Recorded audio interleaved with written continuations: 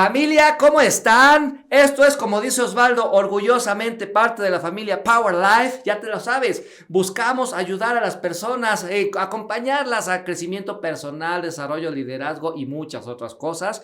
Y hoy tenemos una invitada espectacular. Ella es médica de profesión, pero además es una rebelde. Además es alguien que ha viajado por muchas partes del mundo y hoy está investigando y está promoviendo la investigación de un área médica que había sido hecha a un lado, que había tenido muchos paradigmas, inclusive satanizado, que es el CBD, y hoy nos acompaña para que conversemos un poquito de esto y un poquito más. Me atrevo a llamarla médica de cuerpos y médica de almas, ya van a ver por qué. Marisol López, gracias por acompañarnos, qué gusto que estés aquí. Ay, muchas gracias por invitarme, Osvaldo, realmente me siento muy agradecida y muy feliz de poder compartir con ustedes este espacio. Maravilloso. Pues amigos, vamos a ver qué nos tiene que platicar nuestra amiga Marisol López.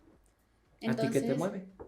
Me mueve ayudar muchísimo a la gente, de hecho por eso fui médica. Ok. He entendido que uno debe respetar muchísimo las decisiones de los demás, interfería mucho con los procesos de los demás queriendo ayudar. Entonces... Ayuda a tu manera, así de... Exacto. No te dejas ayudar, güey, no quiero ver nada. Exacto. Okay. Exacto. Entonces he entendido que uno debe ser muy respetuoso de los procesos de cada uno, que venimos a esta vida para aprender, que en ese aprendizaje, en esa escuela de la vida, necesitamos cada proceso en nuestra vida para poder aprender y trascender. He entendido eso, y que cuando uno queriendo ayudar entorpece esos procesos del otro y va y le hace la multiplicación, sabiendo que lo que tiene que hacer la otra persona es multiplicar y aprender a multiplicar, entonces está entorpeciendo muchísimo esos procesos. Wow. En esa medida ya he entendido que mi objetivo no es dar porque lo creía. Ahorita sé que tal vez mi objetivo es compartir información para que las personas puedan seguir con sus procesos con un poco más de información. Recuérdame, porfa, de Alemania. ¿Cómo? O sea, ¿a qué quieres ir a Alemania? ¿O ya no quieres? Sí, no sé, estoy fluyendo con la vida. Entendí que ponerse, lo que les decía ayer, entendí que ponerse, yo pretendía que para esta edad que tengo ahorita, estuviera casada con 2 hijos, ya grandes, mi hija ya estaba grande, y el siguiente hijo planeábamos tenerlo como a los 2 años. A este momento ya debía ser subespecialista y tener una vida muy, muy, muy, muy cómoda, viajando por el mundo dando conferencias. Era como me veía. ¿Sí te gusta? Entonces, estar en el micrófono, estar en el escenario, o sea, sí te mueve. Sí, yo de hecho yo reconozco que mi tipo de personalidad es no cada vez menos histriónica, pero sí es histriónica. Sí es histriónica y sí me hace falta tener el foco de atención. Okay. Siempre lo he sabido. Bien. Aunque ahorita ya, no sé, ¿has estado familiarizado con el eneagrama? Sí, un poco. Ok, ya identifiqué mi tipo de personalidad, es eneagrama, tipo 1. Ok. Entonces, sí soy muy, muy, muy perfeccionista, pero cada vez me gustan menos los micrófonos porque estoy aprendiendo a escuchar más y hablar menos. Ok, interesante. Ha sido un aprendizaje muy fuerte para mí porque siempre he hablado más y he escuchado menos. Ok. Entonces creo que de pronto muchas relaciones en mi vida, aunque puedo decir que casi todas son exitosas, pues hasta con mi ex esposo tengo una muy buena relación. Entonces no, digamos, la relación que más me cuesta y mi maestra más grande es mi hija, pero de ahí en afuera, digamos que con mis hermanas, con mis papás, con mis amigos, no soy mucho de amigos, la verdad, no soy de amigos íntimos. ¿Te aburren? No me aburren, pero me gusta mucho compartir con la gente, pero no me gusta mucho intimar. Ok, o sea, yo sí quiero dar, pero me cuesta trabajo que se acerquen a mi espacio. ¡Madrazo! Sí, me cuesta mucho trabajo y no me cuesta compartir, ¿sabes? No me cuesta compartir mis experiencias, no me da pena contar mi vida, para mí es súper fácil abrirme con las personas, pero no me siento tan cómoda intimando. Yo tengo amigos de mucho tiempo, de toda la vida, desde el colegio, desde la escuela, que yo sé que si los llamo y les digo, hola, ¿cómo estás? Mira, necesito esto, van a estar ahí. Y así tengo muchos amigos y muchas amigas, pero no estoy en contacto cercano todo el tiempo con nadie, no me siento así como tan a gusto, realmente. De hecho, hasta con mi familia, aunque hablamos casi todos los días, de todos modos siempre soy como muy, no sé si pongo el espaciecito, no comparto tanto. Oye, me estabas platicando hace ratito que para este momento ya deberías tener tus 2 hijos, casada, tu subespecialidad.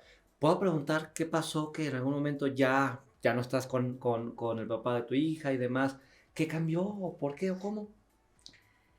Si no, Sí, me sí. dices, oye, no te metes ahí. No, para mí ya es un proceso superado. He aprendido también con la vida que era algo necesario, que era perfecto. Tengo a mi hija y además me dejó muchísimos aprendizajes. Ok. Entonces creo que era un maestro necesario que tenía que llegar a mi vida y que todo es perfecto. Solo que cuando yo me casé yo estaba súper chiquita. Yo me novié muy chiquita, él era profesor mío en la universidad. Entonces, El sí, clásico de, hasta hay una canción de eso así, de enamorada de mi Laurita, profesor, sí, sí. sí, sí. Entonces, sí, pues no me lleva muchísimo, pero sí, pues nos conocimos en la universidad, era profesor mío y terminamos casándonos. Entonces, yo siempre desde chiquita, por mi tipo de personalidad, tuve muy claras las metas que quería. Yo sabía desde, no sé, desde los 4 años que quería ser médica. Entonces, siempre fui la mejor estudiante, siempre tuve las mejores notas. En Colombia hacen un examen como al final que uno termina la prepa. Saqué el mejor examen. Entonces, yo siempre sabía que era lo que quería y tenía mi objetivo muy claro. Fuera de eso, tenía muy claro que quería casarme. Mis papás son ultra, mega, recontra derechistas y católicos. Entonces yo sabía que quería casarme, que llegar de blanco al altar, Madras. y que quería tener hijos jóvenes, porque también para mí había sido como un poquito, mis papás no son muy mayores, pero sí tuve compañeros en el colegio que tenían unos papás muy mayores y que a mí hasta a veces les había preguntado, ay, tu abuelito, no, mi papá, y yo decía, Qué espanto, ok. no, qué pena. Entonces como que yo decía, no, yo no quiero eso y quiero ser mamá joven y yo tuve la oportunidad con mi hermanita chiquita de adoptar un papel muy maternal con ella. Entonces yo estaba enamorada de la idea de la maternidad y quería ser mamá joven.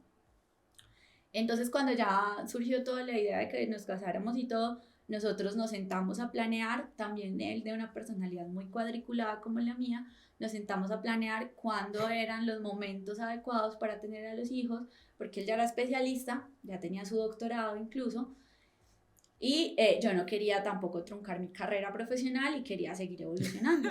Perdón que te interrumpa, pero me recordaste, me gusta mucho la serie de El Good Doctor. Ajá. Y en un capítulo, él y su novia dicen, es que, porque tienen mucho trabajo y metas, y dice, hagamos un sex calendar.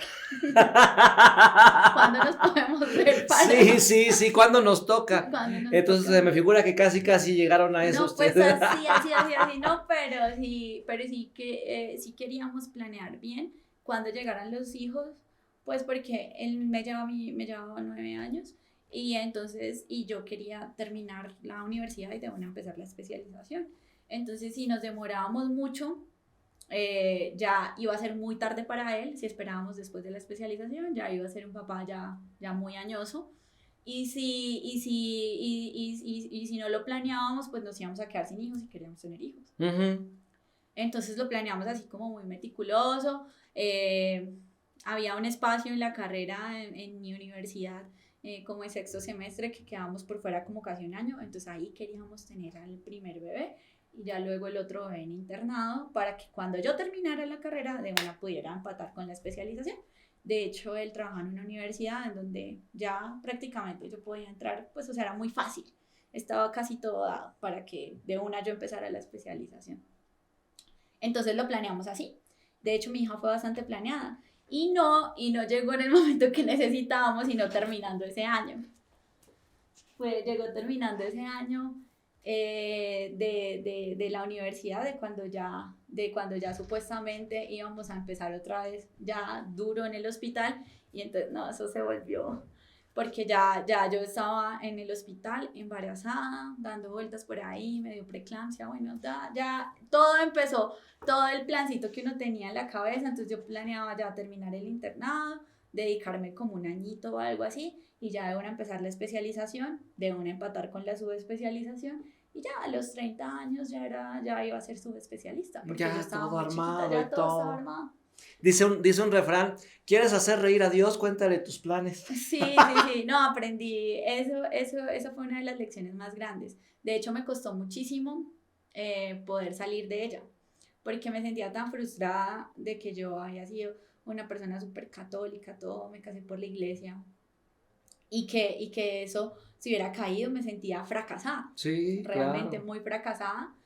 Y estaba muy enojada con todo, con Dios, con la vida, con el universo, con todo, porque yo sentía que tenía muchísimas capacidades y que mis capacidades se veían truncadas por cosas que no estaban en mis manos. Entonces ahí sí estuve mucho tiempo muy enojada. O sea, yo veía compañeros míos de la universidad que en la universidad les iba un poquito peor que a mí me iba un poquito mejor y ya estaban haciendo sus especializaciones y yo de hecho nunca me presentaba a ningún examen de especialización porque decidí que, bueno, hubo problemas y todo, como todo, cuando están las separaciones. Entonces, pues no es mi objetivo culpar a nadie, pero sí hubo problemas y yo quise, digamos que empezar la especialización y sí hubo allí algunos inconvenientes de esa parte, como que entonces pues ¿Te no, deprimiste o dijiste yo no quiero ser igual que él o qué fue? no, para nada. Fue que yo quería especializarme, pero digamos que no tener un hijo súper caro, ¿no? Entonces yo tenía que responder también por mi hija. Entonces yo Un quería estar abrazo. especializándome. En Colombia uno no puede estar especializándose y trabajar. Ok. Entonces uno ya es profesional y tiene que recibir dinero pues porque está trabajando, pero va y trabaja gratis en la especialización. Ok. Durante la especialización acá en México también es igual.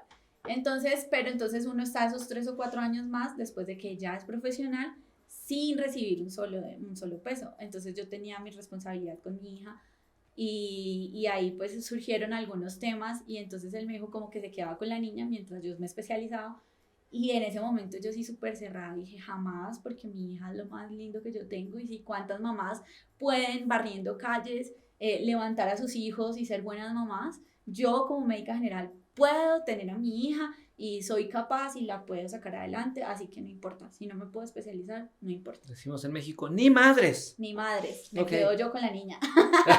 Y así fue, entonces ya ahí como que se me destruyeron todos esos paradigmas y dije, ya ni para qué. Mejor me dedico a pasear, a pasarla rico. O sea, con lo que ganaba me iba bien. Entonces yo dije, ¿para qué? ¿Para qué hago más planes? ¿Para qué digo que voy a hacer esto si eso se destruye? ¿No? Simplemente voy a vivir, a trabajar, porque trabajaba un chingo, llegué hasta trabajar 72 horas seguidas. A trabajar muchísimo, pero también tenía un buen poder adquisitivo y entonces podía irme a pasear con mi hija, con mis papás, bueno, vivir bien, vivir cómodamente en una casa cómoda, tranquila, con mi carro, o sea, como la gente normal. Sí, ya una vida cómoda, Una vida agradable. cómoda, agradable. Entonces yo dije, ¿para qué más? No, hasta ahí así estoy bien. Y ya no me permití más. Lo de Alemania fue que en Alemania, entonces yo tuve varios amigos míos que se fueron a Alemania. En Alemania uno no paga por estudiar la especialización, sino que al contrario, a uno le pagan mientras está estudiando la especialización. Ok. O sea, totalmente diferente que en Colombia. En Colombia y acá en México incluso entrar a una especialización es bastante complicado porque hay muchos médicos, o sea, oferta y demanda. Entonces hay muchos que quieren entrar y poquitos cupos. Y eso mismo pasa en casi todos los países de Latinoamérica. Entonces, allá en Europa, por la pirámide poblacional invertida y Es al todo esto, revés. es al revés. Entonces, allá antes necesitan que lleguen médicos, que lleguen mano de obra joven para poder contratarlos, para poder especializarlos, porque necesitan quien los atienda. Que aparte de los europeos les encantamos los latinos. Sí, yo no sé, pero el caso es que eso era una muy, o sea, sí, también, ¿cierto? O sea, sí, la neta. También. O sea, uno ve a los europeos y dices, wow. Pero también a los europeos les encantamos. Claro, sí, es algo, es como el juguetito nuevo. Sí, El sí, juguetito sí. nuevo es algo diferente, que llama la atención. Entonces sí, pero entonces pues ya cuando eso pasó, mis amigos se fueron y era aprender el idioma y básicamente un examen pues muy básico en medicina y con eso ya homologaban y ya empezaban a ganar en euros, no era lo mismo que en pesos colombianos, Sí, que está por tan devaluado en euros. supuesto. Entonces cuando yo vi eso dije, no, pues entonces acá llegó mi momento de redimirme y de volver a hacer planes y empecé otra vez a hacer planes. Y hace como 3 años empecé a hacer los planes de irme para Alemania, entonces empecé a ahorrar, a estudiar el idioma porque me quería ir a homologar y a quedarme ya allá. Entonces sabes alemán también. Pues ahí quedé en un nivel intermedio. In der Mutter. Ahí va. Claro que ya lo dejé hace como un añito, bueno, en diciembre que hubo como este revolcón en mi vida, paré también con lo del alemán, cuando empecé a buscar otras cosas pues para lo de Valen, para ayudar a Valen y al final no era ayudarla a ella, sino ayudarme a mí. Oye, qué fuerte. Vamos por la vida pretendiendo que queremos ayudar a alguien. Sí. Y por todos lados, mira, me recordaste una frase muy fuerte. Cuando me decían, es que yo me debo a mis hijos. Yo sacrifico mi felicidad por mis hijos. Yo sacrifico mi vida por mis hijos. Y dices, neta, le vas a dar una vida de porquería. O sea, tú vas a ser un padre cuya vida es una porquería. ¿Y eso le vas a enseñar a tus hijos? Terrible. Terrible. Entonces, y obviamente aprender eso no está fácil.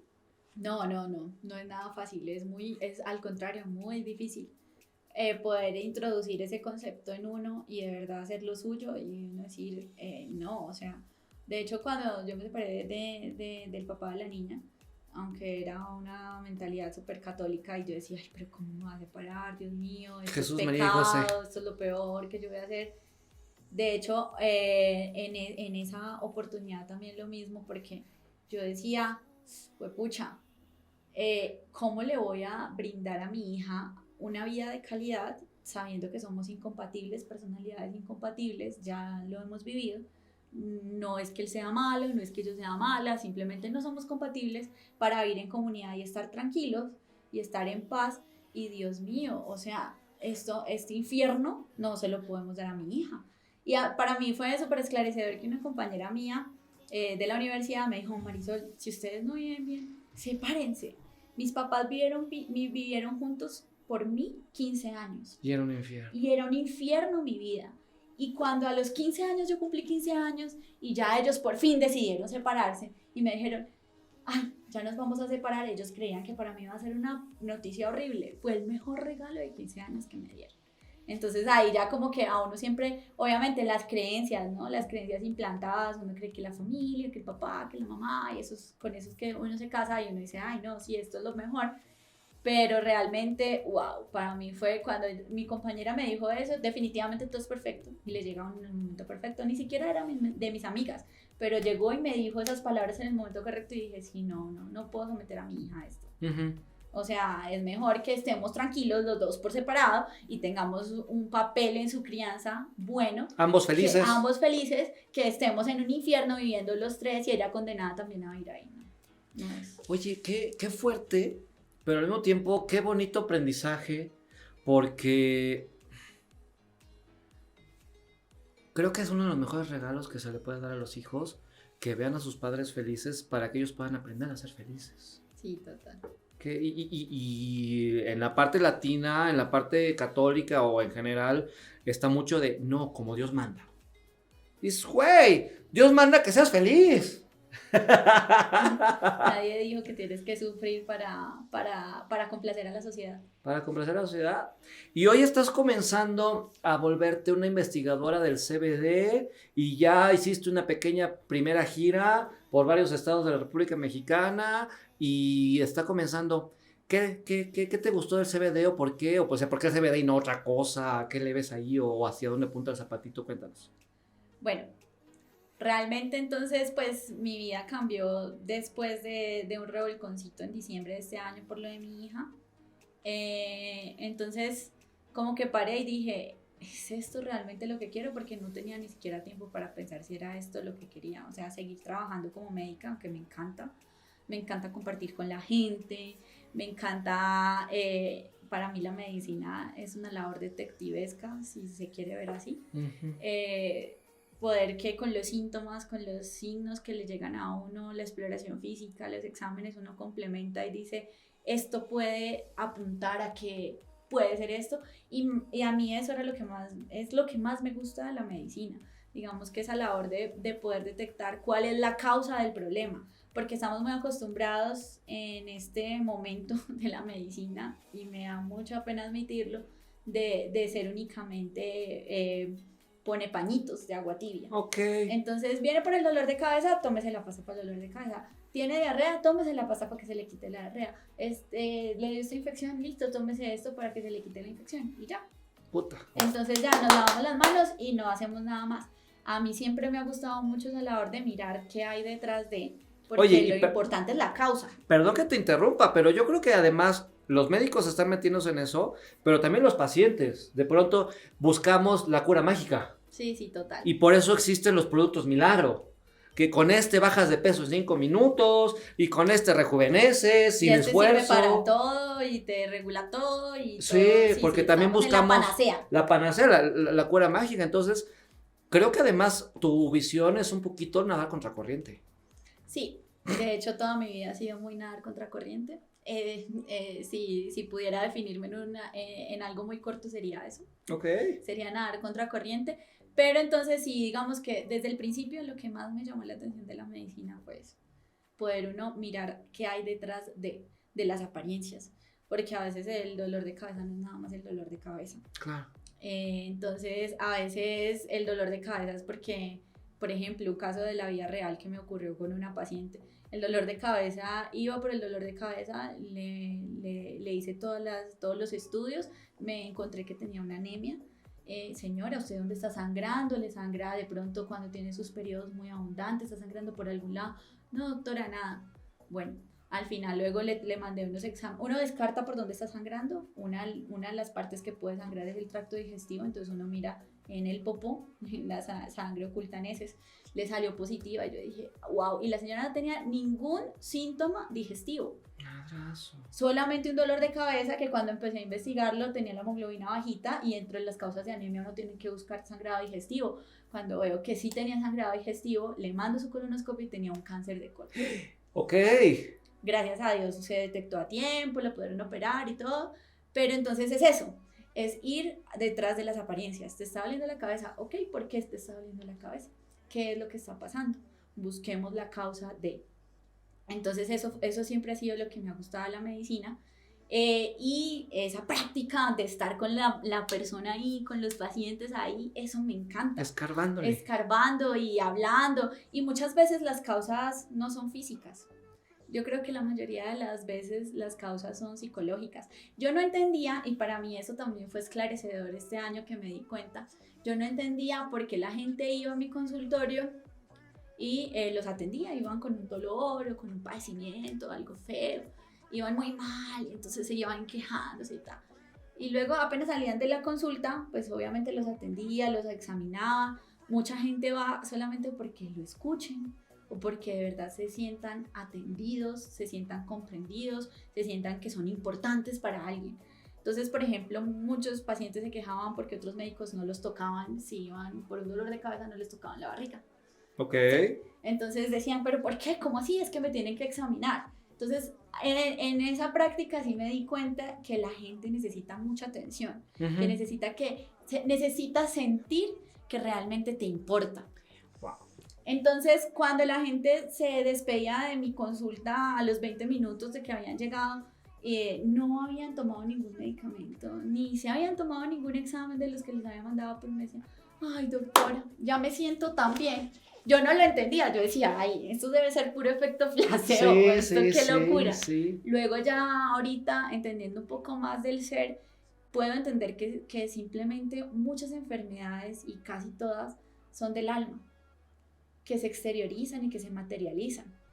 Y de hecho, por eso me llama tanto la atención el sistema endocannabinoide, porque puede ser una respuesta a toda esa comunicación neuroendocrino, inmunológica que nosotros tenemos ahí y que se ha planteado desde hace tiempo en medicina, pero que digamos que no se había podido establecer correctamente, porque si tenemos un pensamiento negativo, ese pensamiento negativo puede terminar en un cáncer de mama, en un cáncer en algún lado, en una infección, en una enfermedad crónica, en una enfermedad autoinmune. Porque desde este pensamiento llegamos acá, y es que nuestras neuronas se están comunicando todo el tiempo y esos pensamientos mandan órdenes a esas neuronas que generan neurotransmisores, y esos neurotransmisores son los que llevan la información a todas las células, y esas células empiezan a comunicar unas con otras hasta que se genera un resultado. El sistema inmune se baja, el sistema endocrino se disregula, se vuelve como loco. Entonces vemos que realmente puede ahí estar la génesis de muchas enfermedades, y eso ya se ha planteado. De hecho, hay estudios clínicos que muestran que pacientes con cáncer, cuando empiezan a hacer estudios, o sea, a mirar su vida en retrospectiva, ¿qué pasó? Porque cuando a una persona le diagnostican cáncer, usualmente ya lleva años con la enfermedad. Sí. Entonces, ¿pero qué pasó en retrospectiva? ¿Qué fue lo que le hizo que se prendiera esa célula, digamos, malita, esa célula maligna, y no se muriera esa célula y que siguiera ahí proliferando? Y entonces han encontrado, y no se sabe muy bien cuál es la relación, pero que han encontrado que esas personas tienen episodios de depresión, episodios de ansiedad, episodios de estrés súper fuertes en su vida, que probablemente sean los desencadenantes de ese cáncer. Entonces ya incluso hay ramas de medicinas alternativas en donde se busca, cada que una persona tiene una enfermedad, van y buscan en su pasado, van y escarban qué es lo que realmente pasó, para poder encontrar, digamos que, al menos, si no una cura, un aprendizaje y un entendimiento. Ok, claro. Y si lo entendemos, probablemente podamos ayudar de alguna manera. Ayudar de alguna manera. Okay. Y de hecho de eso se trata. Por ejemplo, o sea, a mí por eso te comentaba lo del sistema endocannabinoide, que para mí de verdad viene a ser una respuesta a muchas cosas. Yo digo que todo es perfecto. Siempre me ha gustado muchísimo esa parte de la neurociencia y de cómo se comunican, y de cómo esa interacción, y de cómo es posible realmente. Yo eso lo de la ley de atracción y eso, yo sin darme cuenta muchísimo tiempo lo viví en mi vida y nunca fui consciente de eso. Y ahorita que ya uno empieza como a enlazar las cosas, nuestro cerebro es integrador por naturaleza. Todo el tiempo estamos integrando la información para que tenga una lógica y un sentido. Y eso es lo que yo siempre estoy haciendo, digamos, en mi vida normal y en mi vida cotidiana. Todo el tiempo lo que estoy haciendo es integrando este conocimiento, por ejemplo, todo eso de la ley de atracción, que no tiene nada que ver con neurociencia, aunque ya hay muchos neurocientíficos dedicándose a mirar cómo influyen los pensamientos. Lo que pasa es que no hemos podido saber dónde están los pensamientos, dónde se localizan anatómicamente los pensamientos. Porque no están aquí, exacto, realmente. Sabemos que se comunican las neuronas, pero no sabemos exactamente en qué parte están los pensamientos. Entonces, pero hay muchos neurocientíficos ya estudiando cómo esos pensamientos pueden influir en muchas cosas de nuestra vida. Entonces, pues, pero de todos modos, digamos que desde el punto de vista de la ley de atracción y esto, que no es tan neurocientífico, siempre he estado yo mirando a ver cómo pueden compaginar, y me parece que, bueno, es una idea loca, pero me parece que sí puede ser que ahorita están hablando de un concepto del endocannabinoidoma, en donde cada persona tiene unos endocannabinoides propios y diferentes a la otra persona. Incluso algunos locos están planteando que ahí puede radicar que tú tengas una personalidad diferente a la mía. Entonces sí, es súper interesante. Entonces ahí puede estar la explicación de cómo nuestros pensamientos realmente sí se están comunicando y sí están generando sustancias químicas, o esas sustancias químicas están generando pensamientos. No sabemos si primero el huevo o la gallina, pero que esas sustancias químicas, o quizá los dos, exacto, pero que esas sustancias químicas se están interrelacionando, y dan origen a los pensamientos, o los pensamientos dan origen a esas sustancias químicas, y esas sustancias químicas son las que se encargan de ir a decirle al resto del cuerpo cómo se tiene que comportar. Entonces tal vez por eso la disregulación de estas sustancias pueda llevar a estados de enfermedad, y que se regulen estas sustancias puede llevar a que una patología esté controlada. Wow. Marisol, mamá. Marisol, médica. Marisol, investigadora. Marisol, cannabinóloga. Marisol, médica de almas. Y aparte rebelde y viajera por el mundo. En México usamos la expresión de eres un estuche de monerías. Un estuche de monerías, como una cajita de sorpresas. Una cajita de sorpresas. Ok. Y ahorita, ¿hacia dónde crees que apunta el zapatito? O sea, ¿qué sigue? ¿Qué quieres hacer? ¿Hacia dónde apuntar todo eso? Bueno, ya que la vida y el universo me ha traído a este punto, que realmente esto no lo planifiqué, a diferencia de muchas otras cosas que no salieron, no lo planifiqué. Esto no lo ¿Salió planifiqué. mejor sin plan? Esto salió mejor de lo que esperaba. Esto salió mejor de lo que esperaba, no lo planifiqué. Realmente sí me encantaría la experiencia que hay en el mundo en endocannabinología, que probablemente así sea, digamos, el nombre de la nueva ciencia que se encarga de estudiar todo el sistema endocannabinoide. Esta nueva ciencia y todo lo que hay de experiencia en el mundo, como el cannabis fue tan satanizado durante tanto tiempo, casi que los expertos que hay en cannabis habían estado como relegados a centros médicos, a clínicas pequeñas en donde sus pacientes daban consentimiento y podían estudiar en diferentes patologías lo que pasaba cuando se Y casi oculto tenía que hacerse, claro, ¿no? sí, exacto.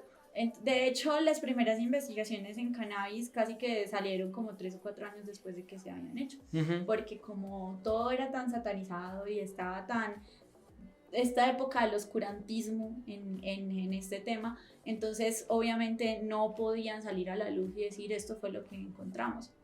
Entonces las experiencias que hay en el mundo ahorita realmente son pocas, aunque ya tenemos mucha evidencia, siguen siendo muy pocas para todo lo que se necesita. Y para mí ese es un campo en el que realmente estoy emocionada de incursionar, porque me parece que necesitamos desde el punto de vista médico y científico más información. Sí. Hablan los expertos que alrededor del 5%, o sea, del conocimiento del cannabis total, tenemos apenas un 5%. Entonces, y de todo el sistema endocannabinoide y de todo lo que se puede hacer con él. Entonces, realmente todavía nos falta muchísimo por investigar. Y me parece que ahí tenemos un gran compromiso de las personas que al menos ya conocemos de esto, para que seamos generadores de conocimiento. Entonces, a mí me parece que es una gran área de oportunidad para todos los profesionales en salud que aún no se identifican con alguna especialidad. Aparte que me parece a mí, te digo la verdad que te voy a hablar sinceramente. Al chile, como decimos en México. A mí me parece que en la ciencia siempre han tratado de como estos cuadritos. Vamos a encasillar acá esto y esto otro, y el todo lo volvemos un montón de cuadritos. Okay. ¿A qué me refiero? En medicina, por ejemplo, está el ultra especialista neurocirujano en epilepsia. Tuvo que ser médico, luego tuvo que estudiar neurocirugía, es decir, abrir cabecitas y operar, y luego se subespecializó solamente en epilepsia. O el gastroenterólogo pediatra solamente especialista en enfermedades autoinmunes del sistema gastroenterólogo. O sea, así. El hematoncólogo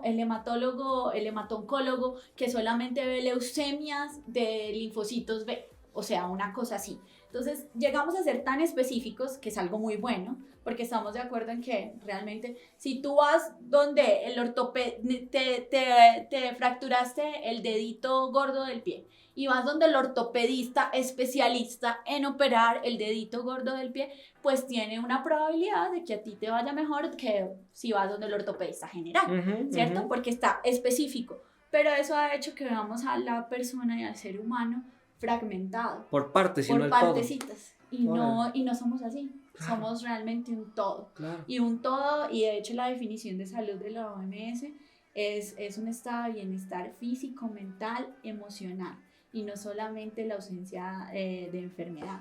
Entonces, y eso es. Nosotros estamos en todas las dimensiones. El ser humano es un todo. No podemos separar mente de cuerpo y de alma o de espíritu. Somos un todo y estamos hechos para trascender. Y cuando vemos que está así fragmentadito, entonces va donde el inmunólogo, va donde este pedacito y le dice, pero es que también me duele la cabeza. Y solamente ven ese pedacito. Ah, no, señora, pero es que usted vino porque tiene una inmunodeficiencia, no sé. Entonces yo le miro eso y vaya donde su médico general a que le mire lo demás. Me parece que estar tan fraccionados y fragmentar tanto a una persona, en lugar de habernos hecho crecer, nos ha hecho mirar las cosas más distorsionadas. Ok. Entonces, esta oportunidad para las personas que no se han identificado, y ahí sigo ya con lo que retomando, para los profesionales de la salud que no se han identificado con uno de los pedacitos en los que nos hemos dividido, me parece que es una muy buena oportunidad porque realmente, por ejemplo, el sistema endocannabinoide está en todo el cuerpo. Entonces no puedes especializarte solamente en la uña, el dedo gordo del pie, sino que tienes que saber cómo funciona en todo el cuerpo. Es una oportunidad de verdad muy grande. Oye, me viene a la mente una pregunta que a lo mejor no es tanto médica, pero dado que tú eres tan integral, tan holística. Sí. En el pasado se usaba la marihuana por los chamanes y se usaba para conexiones místicas. Y después, bueno, ya muchos otros usos lúdicos y se volvió muy satanizado y demás. Pero entonces a lo mejor sí ayuda en esa conexión con el alma. Me atrevo a poner esa pregunta rara. Bueno, ahí sí nos salimos mucho de lo científico porque eso no es algo verificable. Claro. No es algo verificable por los sentidos. Y eso es otra cosa muy importante, porque nuestros sentidos no captan la realidad completa. ¿Cómo se puede captar con los sentidos el amor de una mamá hacia un hijo, por ejemplo? Exacto, no se puede captar. ¿Cómo se mide? No se puede medir, no es verificable, no tenemos herramientas para medirla, pero yendo un poquito, hilando un poquito más fino. Tus ojos no son capaces de ver el total de frecuencias vibratorias que da la luz. No podemos ver los infrarrojos ni los ultravioletas, igual que nuestros oídos no pueden percibir ciertas frecuencias vibratorias del sonido. Y así con todos los aspectos de la realidad. Entonces tenemos aparatos que pueden medir ciertas cosas, pero no pueden medir otras. En ese sentido, y ya saliéndonos de la parte de la ciencia, me parece que aunque no sea muy verificable, digamos que en el crecimiento nuevamente que he tenido de aprender y de echarse para adentro. Ya se echó sus ceremonias chamánicas, no es cierto. No, pero sí en ese sentido de aprender otras cosas diferentes y de pronto quitarnos las creencias comunes, desblindarnos un poquito de toda esa carga cultural que tenemos y buscar cosas nuevas, alternativas, conocimientos diferentes, información que de pronto no estaba tan a la vista, he podido comprender que sí es muy probable que hayan otras dimensiones. Y es muy probable que esas otras dimensiones las podamos captar si nuestro cerebro, digamos, pudiera tener unas conexiones neuronales, no más neuronas, sino conexiones neuronales más eficientes. Wow. Y al tener esas conexiones neuronales más eficientes, podamos captar más realidad de la que podemos captar utilizando el 1% de cerebro que utilizamos ahorita. Y no es que utilicemos solamente el 1% de las neuronas, quiero ser muy, digamos, enfática en eso, sino que nuestras neuronas son millones y millones y se pueden comunicar de maneras muy diferentes. Eso, que se conecten de maneras muy diferentes, es lo que hace que una persona tenga un potencial, digamos, cognitivo mayor que otra, porque ha desarrollado nuevas vías de comunicación neuronal. Entonces, en ese sentido, y ahorita sí científico, se ha comprobado que sustancias como el THC, sustancias como el LSD, pueden aumentar un poco, y eso está en estudio ahorita, de hecho, en investigación, pueden aumentar un poco el espectro del porcentaje de, digamos, de conexiones neuronales que se pueden utilizar al mismo tiempo en una persona. Y está en estudio para enfermedades neurodegenerativas, por ejemplo, como Alzheimer, como Parkinson. Wow. Estas personas pierden, digamos, esas capacidades de conexiones neuronales. Entonces, eso hace esas conexiones neuronales, digamos que estas sustancias pueden contribuir a que hayan más conexiones neuronales y pueda aumentarse la percepción de la realidad. Eso sí ya es algo, hasta ahí eso es algo científico. Ya yéndonos un poquito más hacia lo espiritual y las creencias de cada uno, yo sinceramente sí creo que estas sustancias pueden ser un atajo para uno llegar a tener esas conexiones espirituales que tú mencionas, pero solo un atajo.